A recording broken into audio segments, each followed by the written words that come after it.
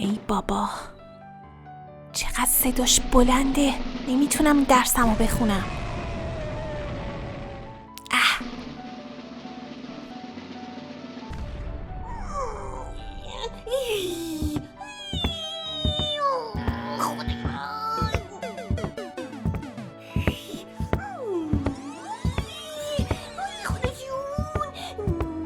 ژینا عزیزم، چرا غذاتو نمیخوری مادر؟ مریض میشی یا؟ آخه چی تو اون تبلت هست؟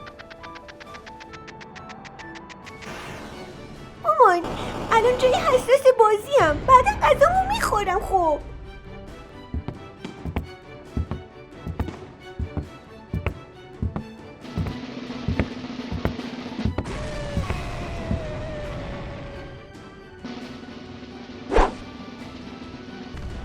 ژینا، چرا همش سرت تو تبلتته؟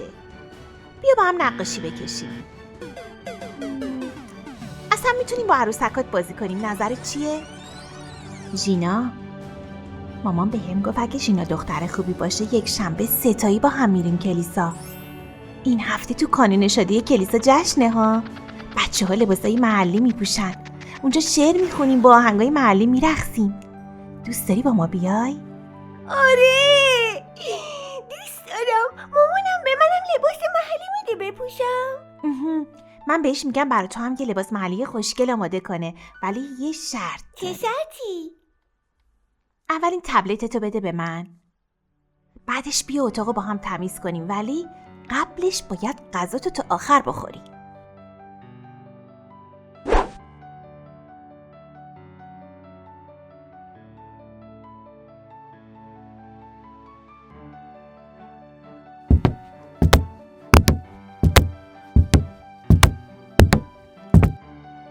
موفق شدی تینا؟ آره مامان، تبلتشو داد، غذاشم خورد، الانم داره اتاقو تمیز میکنه. چه عالی، آفرین دخترم، کارت عالی بود. مرسی مامان. مامان، ژینا ازم پرسید مامان برای یه شنبه به منم لباس محلی میده بپوشم. من بهش گفتم آره میده.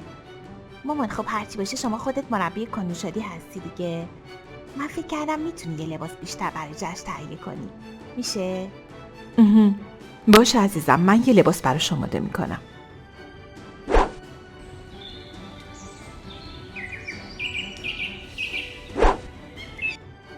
سلام بچه ها، به به چقدر لباساتون قشنگ شده.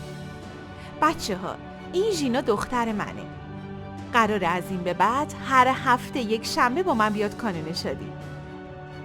چه عالی ژینا، خوش اومدی. من سارا هستم. مرسی. خوش اومدی ژینا، من مینا هستم. سلام مینا. سلام ژینا، من پارسا هستم. سلام پارسا. خب بچه ها، حالا که با هم آشنا شدید موافقید بریم؟ جشن داره شروع میشه.